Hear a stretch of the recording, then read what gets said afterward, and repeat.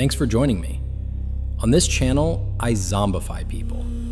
You send me your photo, I turn you into a zombie, and while I'm drawing, I narrate true, scary stories, creepy encounters, and other unsettling real-life stuff. So, yeah, sounds good? All right, let's do it. Today, I want to talk about what really happened in the Amityville house and what's become of it now. This story has been told a lot, and I almost didn't include it because of that. But the more I looked into it, the more I realized most people only know the movie version. And the real story's actually a lot messier. So let's go back to the beginning. In November of 1974, something very real happened at 112 Ocean Avenue in Amityville, New York. A man named Ronald DeFeo Jr. murdered his entire family while they were asleep. 6 people, shot one by one. No mystery there. He confessed, was convicted, and spent the rest of his life in prison. That house instantly became a place no one wanted. About a year later, in December of 1975, the Lutz family bought it. George and Kathy Lutz, along with their kids. They knew about the murders. They didn't try to pretend they didn't. They just thought, well, it was in the past. And the house was affordable. At first, nothing really happened. No voices, no apparitions. Just small stuff. Cold spots. Doors that didn't seem to stay shut. George waking up every night at exactly 3:15 a.m., the time the DeFeo murders were believed to have happened. George later said he felt angry all the time, irritable, like he wasn't himself. Because extreme stress can do that. Living in a house where 6 people were murdered, that alone would mess with anyone. The kids started talking about things too. One of them mentioned an imaginary friend named Jody, described it as a pig-like creature with glowing eyes, which sounds ridiculous, until neighbors later claimed they saw glowing eyes in the upstairs windows. Then things escalated. Strange smells, slamming doors, a feeling of pressure in certain rooms. Kathy claimed she'd wake up with bruises. George said he heard voices. At one point, they said a black sludge started seeping from the walls. A priest came to bless the house. He later testified that he heard a deep voice tell him to get out. Afterward, he reported becoming ill and developing blisters on his hands. And the key thing here is, these weren't stories told decades later. Many of these accounts were given early, some under oath. After 28 days, the Lutz family left. They didn't pack properly, they didn't sell furniture, they just ran. Now, here's where things get complicated. After the book and movie deals, skepticism exploded. Investigators went back, journalists dug in, and a lot of things didn't add up cleanly. The house was inspected. No hidden rooms, no structural issues causing noises. Neighbors reported nothing unusual. And when new families moved in, nothing happened. And that's still true today. The house has had multiple owners since the Lutz family. It's been renovated. The famous eye windows were changed. And the people who live there now, they've stayed for years. No hauntings, no stories, just a house. So, was it all fake? Honestly, I don't think it was that simple. The Lutz family didn't actually make much money from the story. Most profits went to the author and publishers. And George Lutz, even decades later, stuck to his account. Not dramatically, not constantly, but consistently. And then there's the psychological angle. sleep deprivation, stress, fear, living in a place soaked in real violence. All of that can absolutely create a feedback loop where every noise feels threatening, every shadow feels intentional. And here's something people don't usually talk about. Trauma can attach itself to places, even without ghosts. A house doesn't need to be haunted to feel messed up. So what is Amityville now? It's quiet, private, normal. No tourists allowed. No signs, no stories coming out of it. And maybe that's the real ending. I don't personally think the house was possessed the way the movies show it. I don't think demons were oozing from the walls. But I do think the Lutz family experienced something real, something terrifying to them. And whether that was psychological, environmental, or something we don't fully understand, it was enough to make them leave everything behind. And sometimes, that's the scariest kind of story. Not because of what we can prove, but because of what people felt and couldn't explain.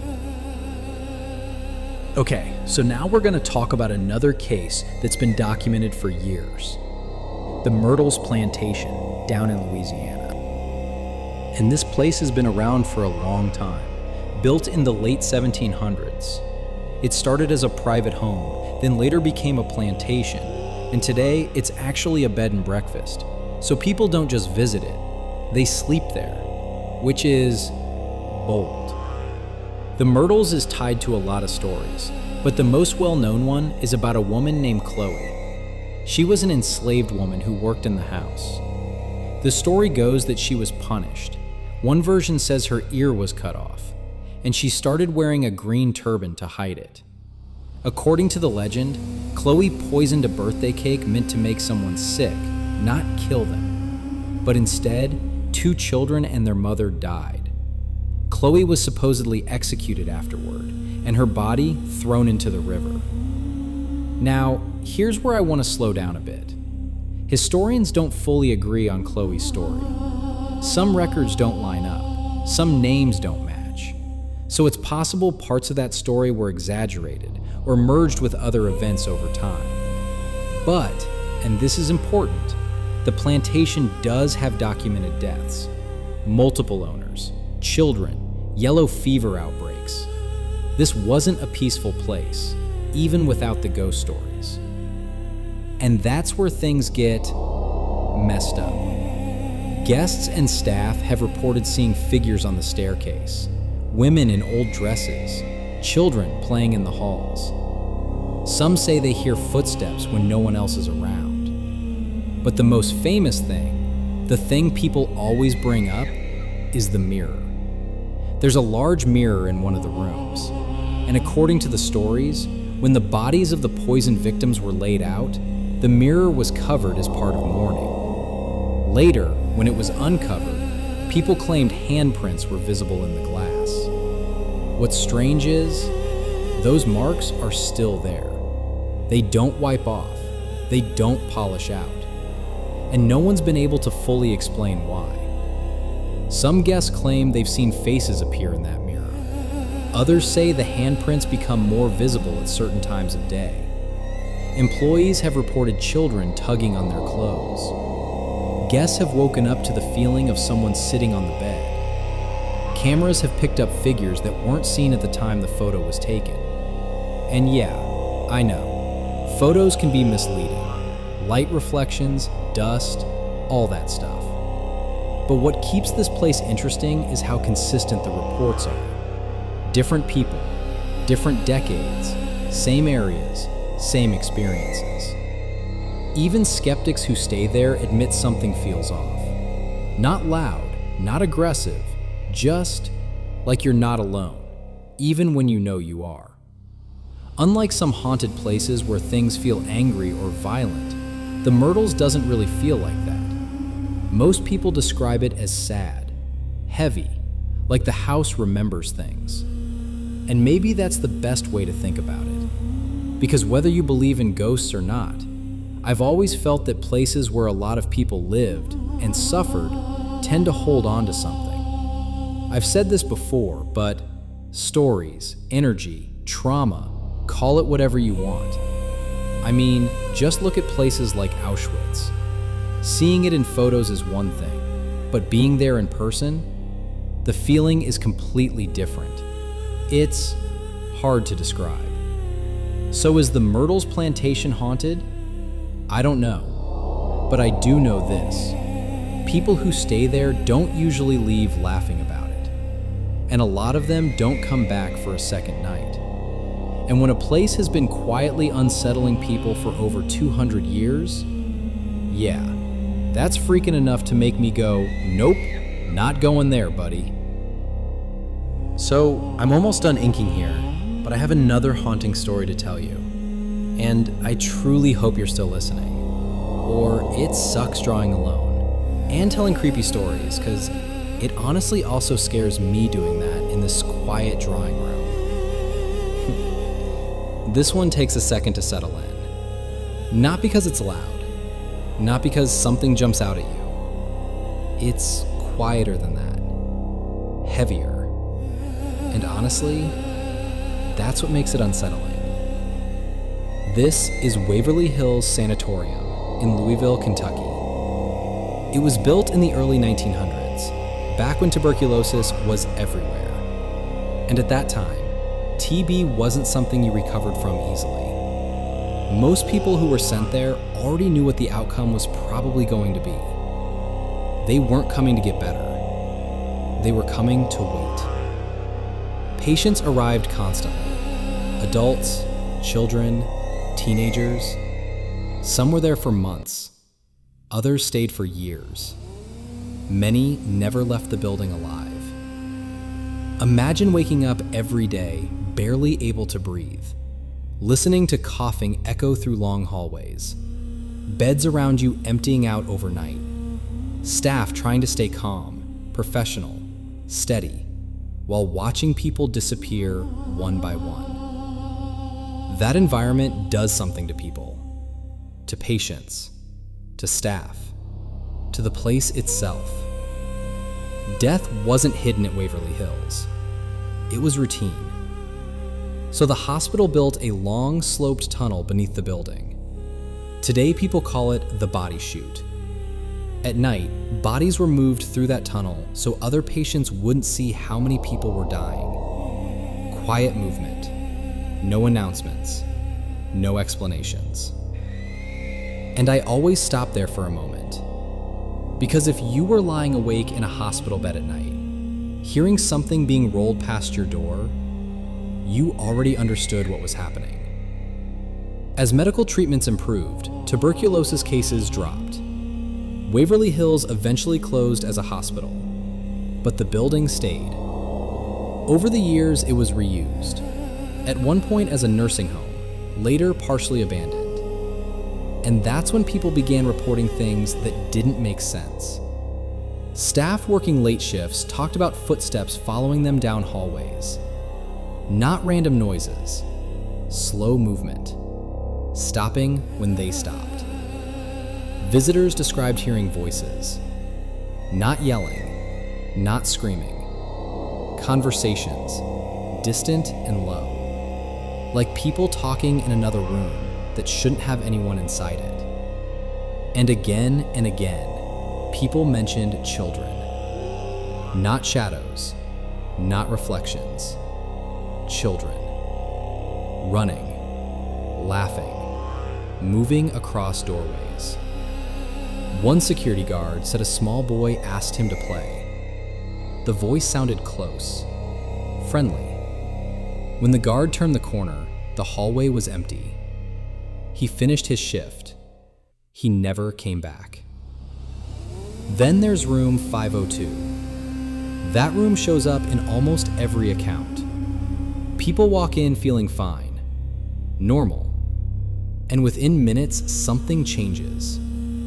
Tight chest, sudden sadness, anxiety that doesn't connect to anything happening around them. Some feel anger, others describe grief, A few say it feels like being watched, not aggressively, more like being noticed.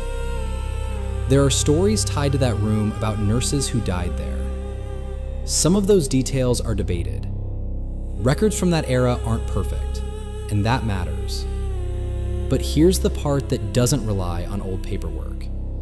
People who don't know the stories react the same way. Same room, same feeling, same need to leave. Security guards working overnight shifts reported doors slamming on locked floors, lights turning on in empty rooms. One guard said he heard his name whispered behind him. He didn't turn around. A lot of people don't. And that detail says more than anything else. Because Waverly Hills doesn't feel aggressive. It doesn't feel like it's trying to scare anyone. It feels occupied. Like the building never accepted that its purpose ended. And yeah, there are explanations people offer. Psychology, atmosphere, history pressing in on you, a massive structure filled with memory. All of that makes sense. But thousands of people passed through that place knowing they were probably going to die there. Fear like that doesn't fade quietly. So is Waverly Hills haunted? I don't know. But I do know this. People don't leave talking loudly about it. They get quiet, thoughtful, like they're carrying something they didn't arrive with. And maybe that's the most messed up part. Not that something followed them home, but that for a while, they felt like the building was still aware they were there. All right, so I wanted to end with this one because, honestly, it doesn't try to scare you. It doesn't need to. This is Borley Rectory in England, and for a long time, it was known as the most haunted house in England. Not because of one incident, but because of decades of them. The rectory was built in the mid-1800s, right on top of land that already had a long history. Even before the building was finished, workers reported seeing a woman walking the grounds, dressed in old religious clothing, silent, always moving along the same path. People called her the nun. According to local legend, centuries earlier, a nun and a monk had an affair. When it was discovered, the monk was executed. The nun was allegedly sealed alive inside the walls. Now, there's no solid proof of that story, and that matters. But here's what is documented. Multiple families lived in Borley Rectory over the years. None of them lasted long. And they didn't leave because of money or repairs or inconvenience. They left because the house never felt empty. People heard footsteps on staircases that no one was using, bells ringing without ropes being pulled, writing appearing on walls, messages asking for help, asking to be released. And these weren't stories written years later. They were recorded in letters, journals, official investigations. One of the rectory's residents described waking up to the sound of breathing in the room. Another reported seeing a figure standing at the foot of the bed, unmoving, watching. Visitors experienced objects being thrown, furniture shifting, lights extinguishing themselves. And the strange thing is, the activity didn't escalate. It stayed consistent, predictable almost, like something repeating the same patterns over and over. Paranormal investigators eventually took over the site. One of them, Harry Price, documented Borley for years. He was a skeptic, but even he admitted that something about the place didn't line up with ordinary explanations. Later investigators tried to debunk it. Some claimed exaggeration. Others accused Price of manipulating events. And here's where it gets complicated. Even after accusations, new activity kept being reported by different people. unconnected to the original investigators. Same experiences, same locations. Eventually, Borley Rectory burned down. All that remains now are ruins. But even after the building was gone, people still reported seeing the nun walking the grounds. And that's the part that always gets me. Because if it were only the house, if it were faulty wiring, stress, suggestion, then removing the structure should have ended it. But it didn't. And I'm not saying Borley Rectory proves ghosts are real. I'm saying this. When a place generates reports for nearly a century, across different families, investigators, skeptics, and visitors, and when those reports overlap in ways people couldn't have coordinated, something happened there. Whether that something was memory, trauma, psychology, or something else entirely, it left a mark. And maybe that's what makes Borley so unsettling. Not the idea of a ghost, but the idea that certain stories don't need witnesses anymore. They repeat themselves, and they wait. Alright, so yeah, this one's pretty much done. I'm gonna do a few small touch-ups on the nose and then color it digitally. If you'd like to see yourself zombified in a future episode, feel free to reach out. My contact info is in the description below. Just, don't spam me. I'm still working with limited space on Google Drive. This is a new channel, so if you enjoyed this, your support really helps. Feel free to subscribe. I usually upload around 3 times a week. And yeah, thanks for hanging out with me.